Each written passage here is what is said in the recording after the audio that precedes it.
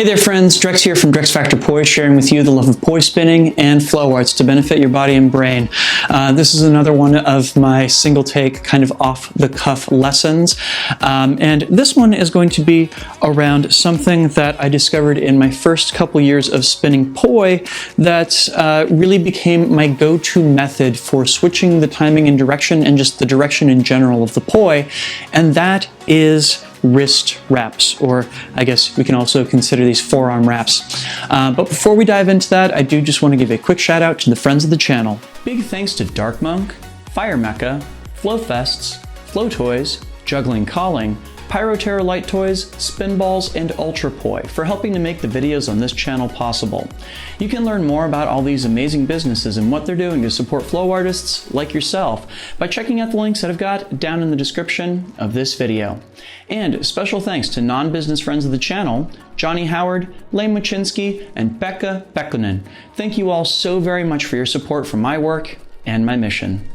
All right, so when I first learned how to spin poi, a lot of the people that I was learning from were coming from the glow stringing community. They were people that had learned about prop spinning from the rave or Burning Man scene. And so a lot of them had kind of learned the techniques around using wraps to switch direction. In the first year or so that I was spinning, I still wasn't terribly good at stalls, but wraps were something that I learned relatively quickly, and so that kind of became my go-to way to change the direction of the poi if, say, I wanted to switch between like a 3-beat weave and a butterfly, right? So I've kind of lost touch with doing wraps over the years, simply because like stalls and pendulums became a bigger deal to me. But lately, since I have been playing around a lot more with glow stringing inspired techniques, including a whole host of different wraps and shotguns and the like, it occurred to me, hey, this might not be a bad thing to go revisit. So, for those of you out there that are at the beginning of your spinning journey, I will tell you that wraps are a great way to do a lot of the same things that stalls do. So, if you're up for learning them, they are definitely worth your time. So let's talk over some of the basics here.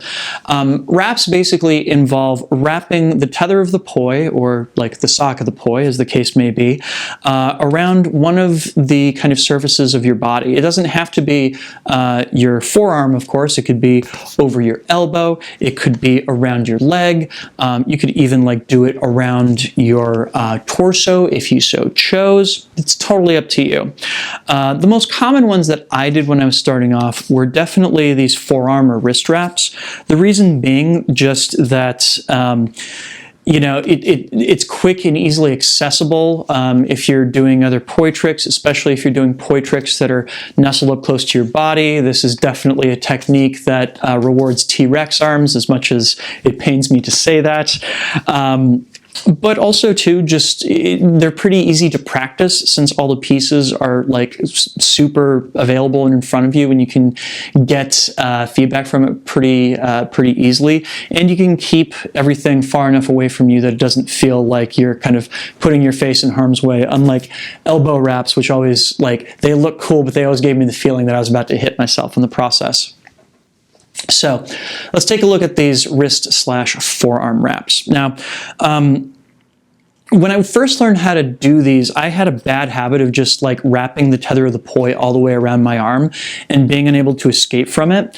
And I kind of compensated for that by just like yanking really hard on the tether to bring it back out. And I had somebody who watched me do this and was just like, look, you're making this way harder on yourself than you need to. And the tip that they gave me is still the tip that I use to this day, and that is that the butter zone for this, that is like where you want to hit, is going to be getting the tether of the poi around your arm to the point that the head comes around and taps the tether on the other side. That way, all it takes is just a very, very light tug of the handle to pull the poi back out and switch direction with it, right?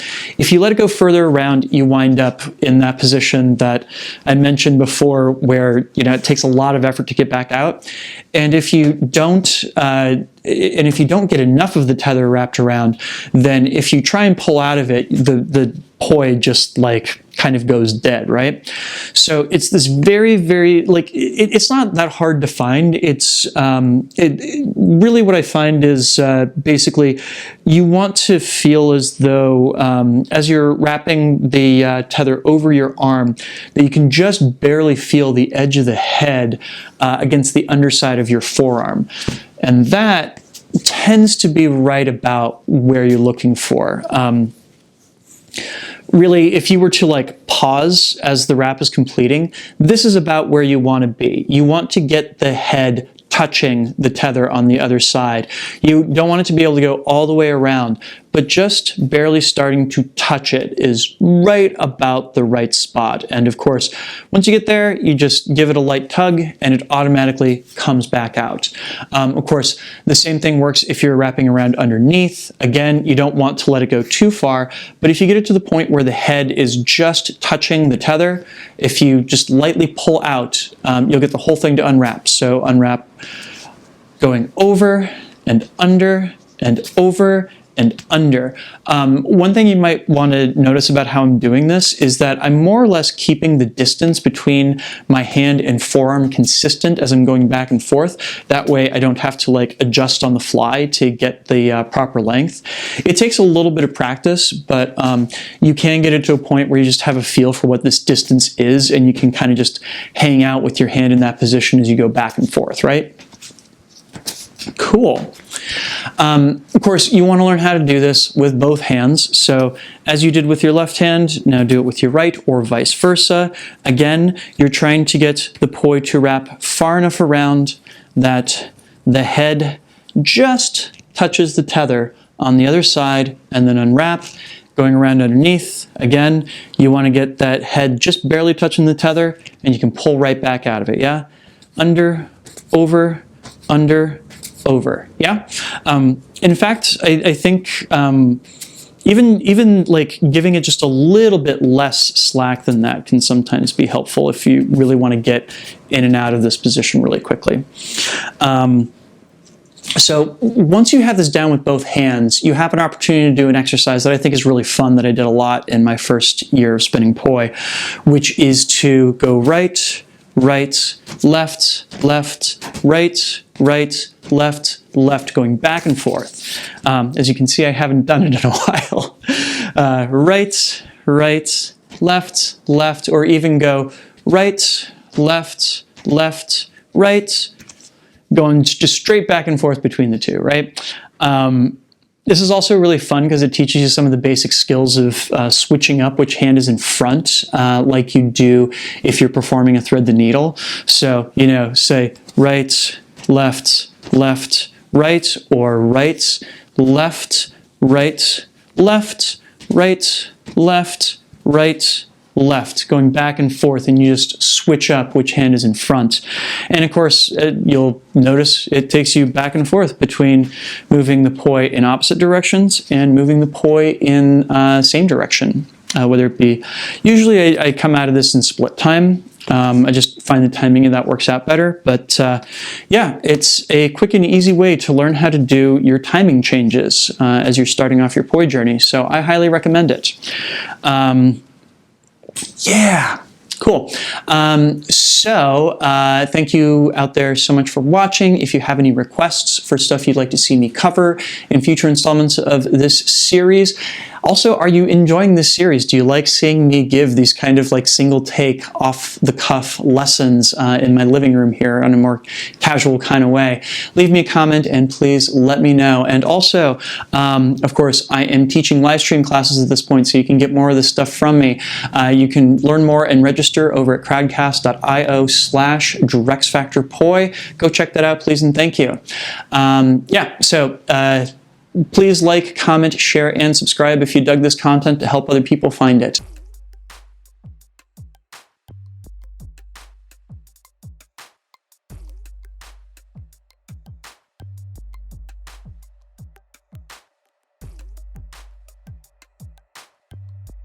And, of course, this video would not be possible were it not for the kind support of all of these awesome people right here. These are my Flow patrons over on Patreon, and they, along with the people listed down in the description, help to make this video and all the videos on this channel possible. Thank you one and all so much for your very, very generous support. If you out there watching would like to sign up to support my work and are not currently supporters, you can do that by heading on over to patreon.com/DrexFactorPoi and signing up. There you can get access to a whole host of awesome rewards, including a weekly lesson delivered into your inbox that is exclusive to Patreon supporters. That's just like this one, as well as early access to my content and a whole bunch of other stuff too. So go check that out, please, and thank you. And if you'd like to check out some more tutorials that I have put together over the years that have a little bit more prep and planning in them than this one, you can do that by checking out a link to a playlist of videos that I'll include down in the description, as well as up on screen if you're watching on YouTube. Also, the YouTube algorithm thinks that you'll like this top video here based upon your past viewing habits, so maybe give that a look too. Thank you so much for watching. Make sure to get out and flow this week, and I will see you with a new video real soon now, yeah? Awesome. Peace.